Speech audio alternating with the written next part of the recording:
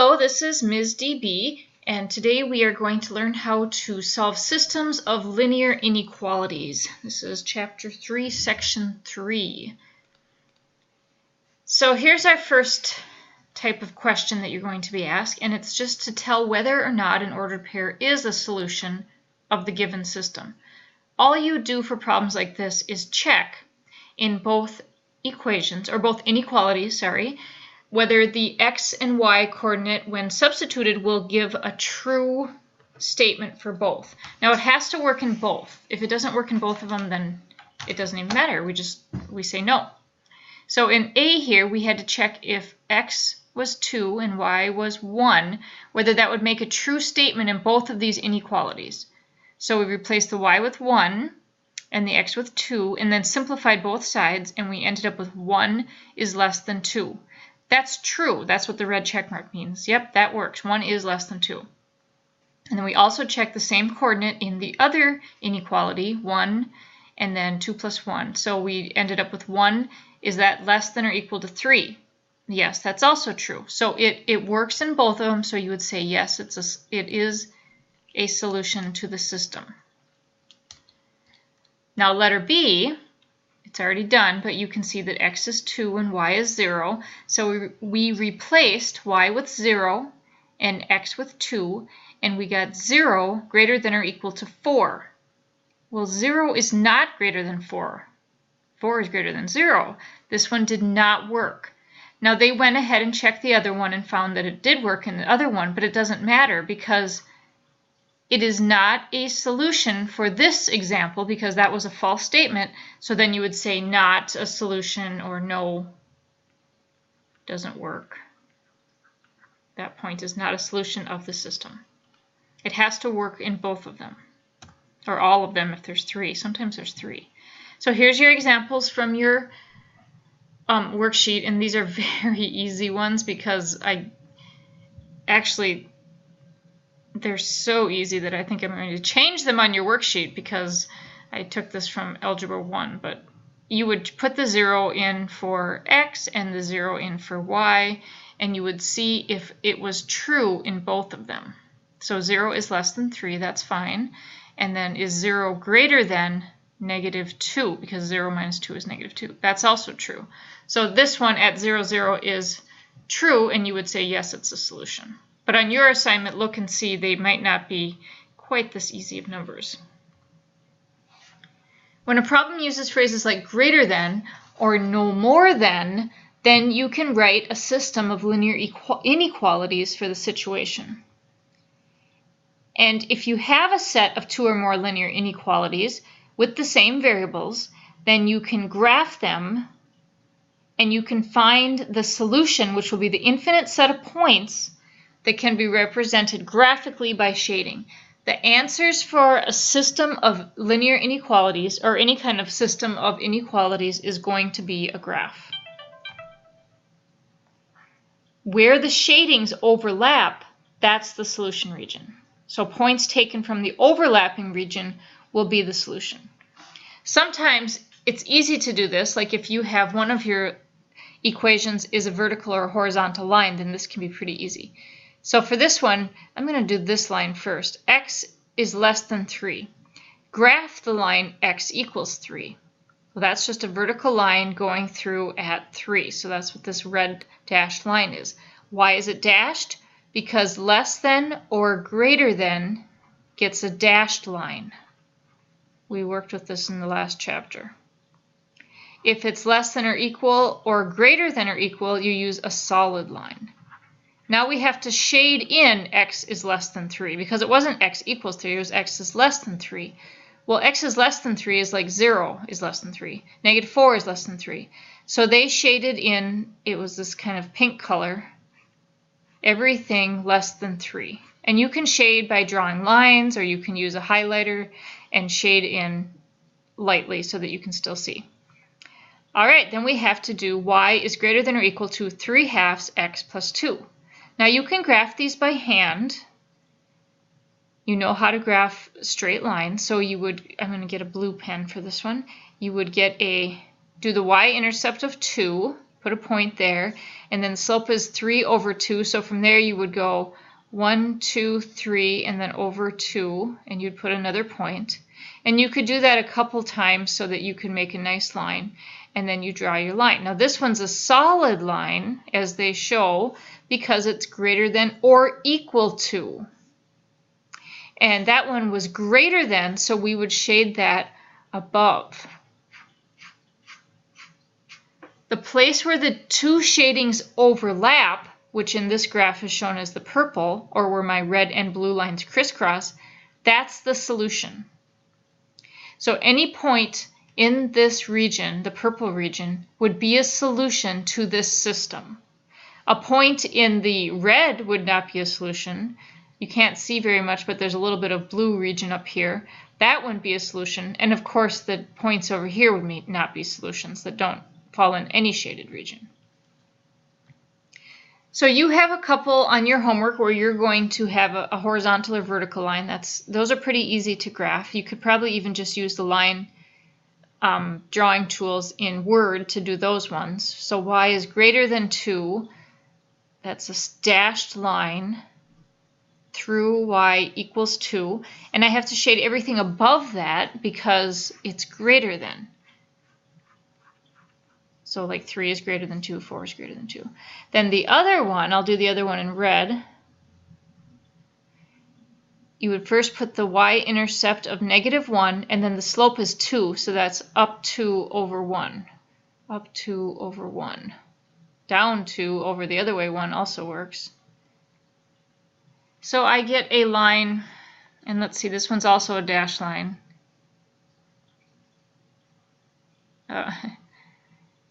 You get the idea. One of my dashes is off there. And this one we would shade less than because it's below. So the solution to this system of inequalities is the region up here where those two shaded regions overlapped. That's the solution. So your graph should look similar to this that you turn in. It should not just be shaded up in that top corner because that doesn't show how you got to that. Most of your problems will have, both of your lines will be non-vertical or non-horizontal. You'll have two equations of lines. And you can do these again by graphing them by hand using slope-intercept method. When you graph the first one, remember that that's a dashed line because it's just y is less than, and shade below, less than shades below. And if you shade above, or y is greater than, then you'll shade above the line for greater than. And the second one looks like this. The solution area is this region here where both of the shadings overlap. Now remember that your answer has to be a graph, and it has to be a graph that shows both lines, shows all the shadings and where the shading overlaps. Sometimes the questions might ask you for name 3 points that would lie in the solution area, and then you would just give the coordinates of 3 points.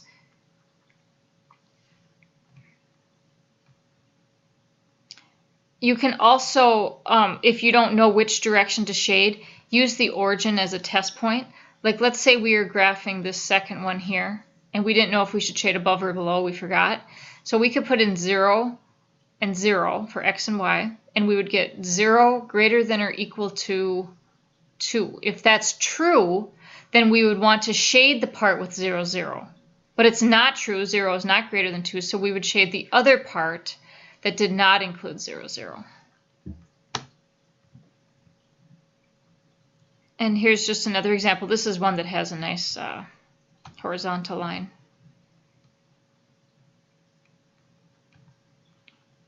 And another example. Now this one is trickier because this one is not solved for y first. So to graph this, if you're graphing by hand using slope-intercept method, or if you're using Sketchpad, then you would need to solve this for y. And when you solve this for y, you need to be careful because remember that if you multiply or divide by a negative number, it'll change the inequality sign to the other way. So I am going to subtract x from both sides to start with. And I would get negative 3y is less than 6 minus x. and wait, where did my y go? Sorry. Negative 3y is less than 6 minus x, or maybe knowing that you're going to want to put this in slope-intercept form, you prefer to write it like this. This is a negative 1x, and that might help you finish this as well. Then we need to divide every single term by negative 3, every one of them. That cancels so that we're left with y. I divided by a negative number, so I have to change to greater than. Negative 1 divided by negative 3 is a positive 1/3 x. 6 divided by negative 3 is a negative 2 for the y-intercept. Now I'm ready to graph it. So it's not the simplest thing in the world sometimes to graph these if you first have to solve for y. So there's the first one graphed, and then the second one's going to be easy to solve for y because all we have to do is subtract 2x from both sides. And we would get y is greater than negative 2x plus 1.5, and then we would shade above, and then the overlapping region is, it's a little bit hard to tell on here, but this grayish green color is our overlapping region.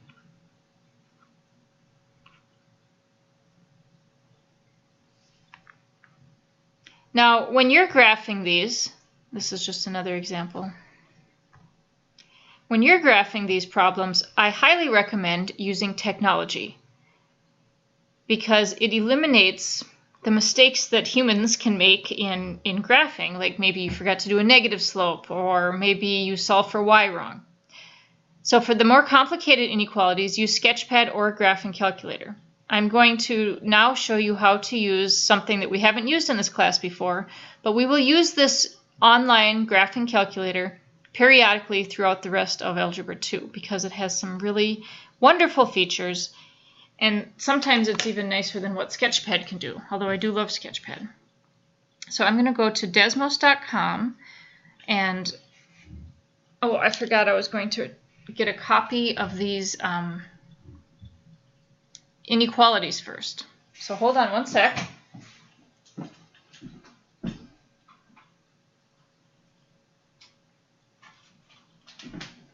All right, so you should have written these down like I am. And we are going to go to desmos.com, and you can go ahead and go there too, and that way you can follow along with the steps that you would need to graph these. Now the one thing about Desmos is that it's not like Sketchpad where it's a whole program that you can save your work and attach it. You have to take screenshots of your graph when you're done. So desmos.com looks like this.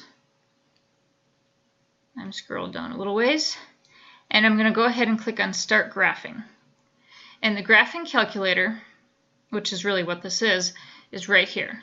This is where you will type your things in. There's lots of other, you can do tables and some other stuff too, but we're just going to go ahead and do some inequalities here. The wonderful thing about Desmos is that you can actually graph less than and greater than, or less than or equal and greater than or equal, just the way they appear on your homework that you want to do. So number 7 in your assignment was y is greater than, or so this is the y to use, y is greater than or equal to 3x. So here's your 3, and then here's your x. It graphed this, it shaded the right side, it used a solid line. It's got the right linear equation, 3x. It's got everything we need. We can zoom out if we need to. We can zoom in if we need to. We can put the keypad back up here so you can do the next one. So now to do the next one, I'll come down here. Note that this one stayed on the screen. And the second one, I'm looking at my notes here, is, this is still number 7, is 3x plus y. Here's our y, is greater than or equal to 3. And they did this one in blue. And they knew that it would be a solid line because it's greater than or equal. It knew that you should shade above. So the program has figured out pretty much everything that you need to. You can move this around if you need. Now you would need to take a screenshot of this to attach it to your work. And you should know how to do that by now. If not, you can send me an email or you can ask tech support for help. I can't take a screenshot right now because I'm making a video and the program I use to make a screenshot is being used, but you can take very nice screenshots and then you can paste them, copy and paste them into your worksheet. So that works really well. All right, I'm going to turn these off. Now they are no longer on the graph, and then I can go ahead and do the next problem. Or you can delete them and go to the next problem that way as well. So I was going to do number 11. Number 11 was 7x is less than y minus 16. Now I need my keypad up here. I used my keyboard on my computer to type what I've got so far, and it seems like it's going to work just fine, but I'm going to finish this off with the keys on here. So this is our y, and then it was minus 16. So 7x less than y minus 16. I didn't even have to solve for y first. Now I could have, if I had solved this for y first, I could add 16 to both sides, and I would have y is greater than 7x plus 16. Let's just make sure that they're the exact same thing. Same thing. So I need just one of them, and since Desmos already figured it out, even though I hadn't solved for y first, that's why Desmos is such a great tool. So I'll use the one that was in the original problem, and the other one was y is less than negative 5x. Oh, negative. I'm not sure if this is my negative, or do I need a different negative? I don't see a different one, so I will use my minus sign as a negative and see what happens. 5x. Yep, it turned it into a negative. Minus 2. I'm not sure I love that black color. You can change the color, I believe.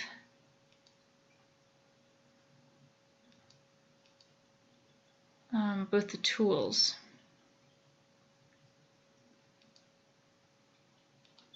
There, I like that color better.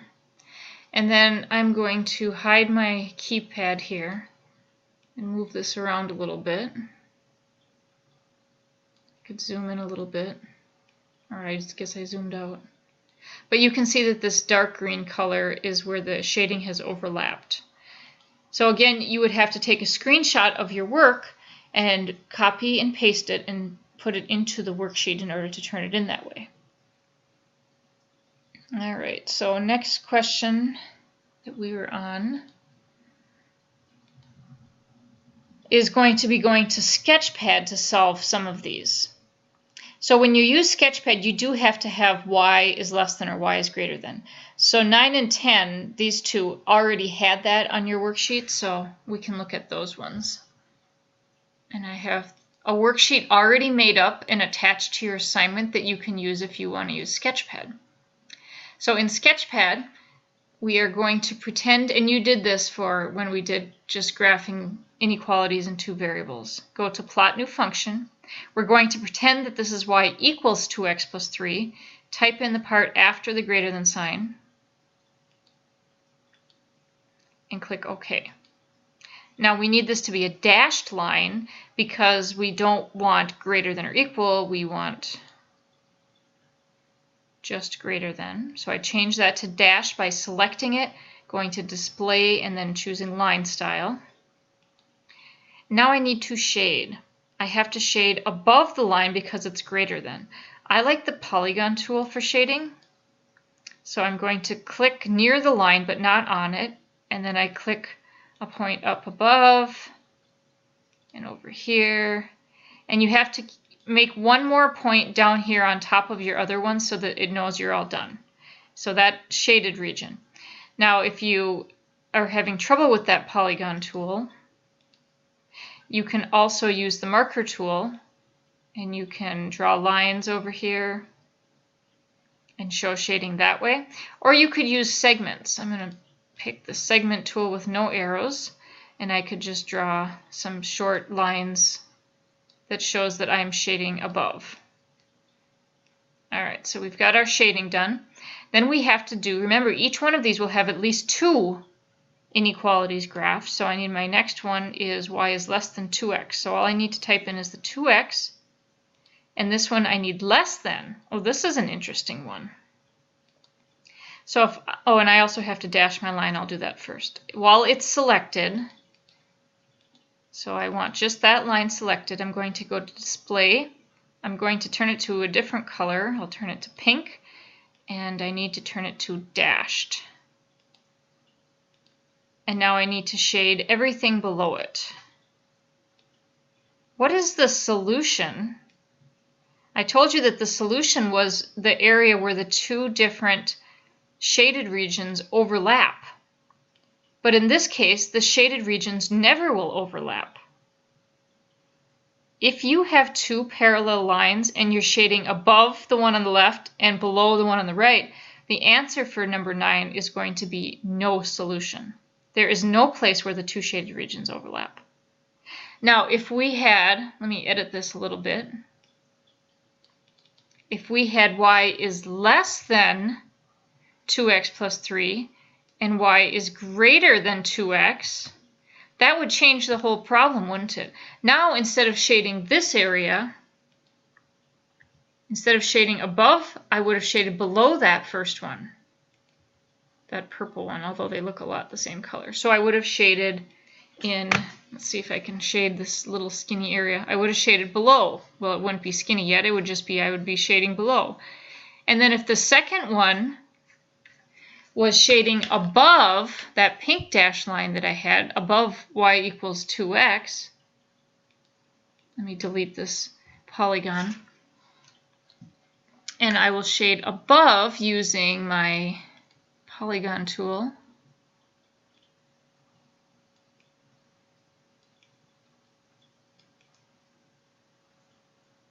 So the place where the shaded regions overlap is in between the two parallel lines. Whoa.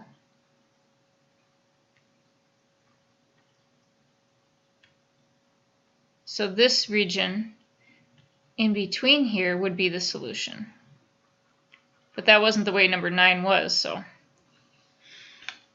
All right, and then number 10, I was going to look at y is less than or equal to negative 3x minus 1, and y is less than or equal to negative 3x, or y is greater than.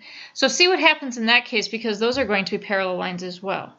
And it's either going to be the region between the two parallel lines that will be a solution, or there'll be no solution if there's no overlapping regions. And then I was just going to look quickly at number 12 it was. It says that Sandy makes $2 profit on every cup of lemonade that she sells and $1 on every cupcake that she sells.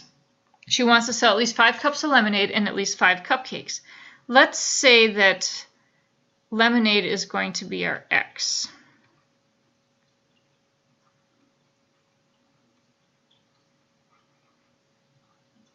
And let's use y for cupcakes.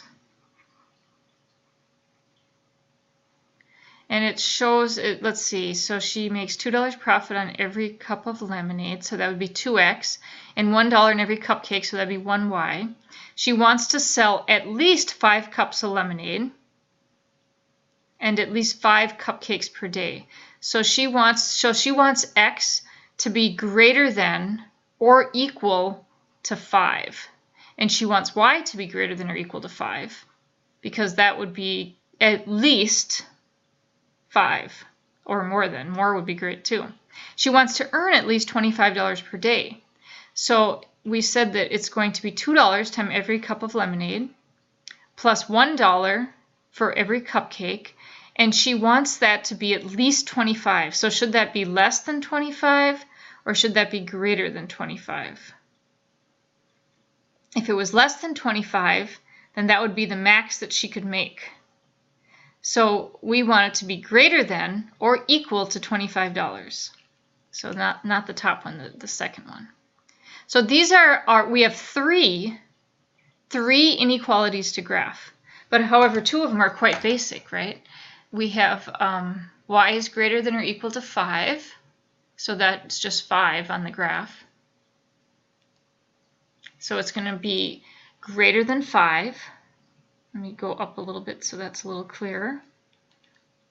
And it's going to be x is greater than or equal to 5 as well. So I'm going to use a straight, I'll just use a segment. It's already picked. I don't need any negative numbers. Oh, I better do my shading. Okay, y is greater than or equal to 5 would be up here.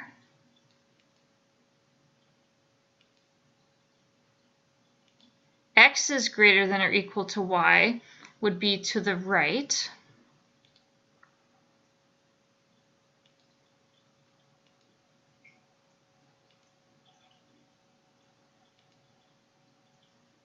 So I shaded in. So far we have kind of a square shape for our solution area. I'm going to change this line to a solid because it's greater than or equal to. There we go. And then I have one more inequality to graph, and I need to solve that for y before I can use Sketchpad to graph.